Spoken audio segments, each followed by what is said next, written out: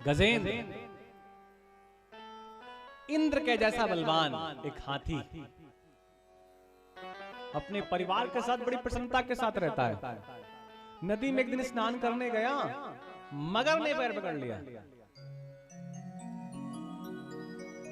हाथी अपनी तरफ खींच रहा है, मगर अपनी तरफ खींच रहा है।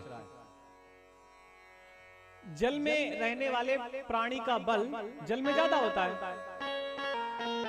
हाथी का बल वहां पर कम था। कुछ समय तक तो परिवार के लोगों ने सहायता की और ग्रंथ में आता है 1 साल तक वो खींचता रहा। सब लोग छोड़कर चले गए। हाथी और हाथियों ने मिलकर के प्रयास किया हाथी को बाहर निकालने का, मगर के पैर से बाहर छुड़ाने का, लेकिन नहीं छुड़ा सका। 1 साल बाद जब सब लोग छोड़ करके चले गए, हाथी केवल अकेला बचा। तब मगर ने हाथी को अंदर पकड़ा और इतना खींचा कि हाथी का पूरा शरीर डूब गया, केवल गर्दन का हिस्सा बचा। फिर डूबा तो कान भी डूब गए, केवल आंखें बची और नाक, नयन, केवल नयन बचे थे। और मरने ही वाला था कि नयनों से उसे कमल दिखाई दिया। कौन दिखाई दिया? बोलो, कमल।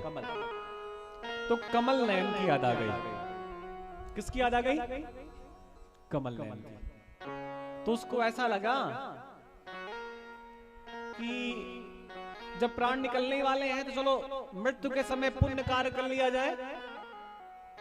तो अपनी सूंड से उस कमल को पकड़ा और कमल नयन का चिंतन किया। जल में देवता हैं, इसे ज्ञान कहते हैं। और जल से देवता प्रकट हो जाए या प्रकट कर लें, इसे विज्ञान कहते हैं। जल में ऊर्जा है, इसे ज्ञान कहते हैं।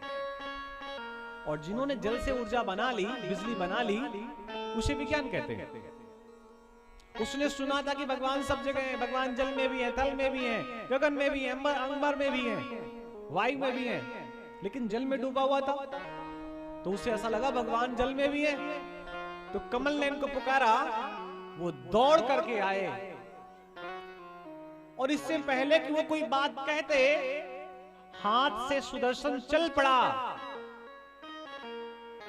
और मगर की गर्दन सुदर्शन ने काट दी। यहां पर 2 लोगों की मुक्ति हुई है। हाथी की मुक्ति मगर से हुई है और मगर की मुक्ति उसके प्राणों से हुई है। लेकिन दोनों में कौन श्रेष्ठ है, इसकी कल्पना करना और कहना थोड़ा सा कठिन है। दोनों की मुक्ति हुई है, मगर की भी और हाथी की भी। मगर की मुक्ति हुई, वो भगवान के धाम गया और हाथी के प्राण बच गए।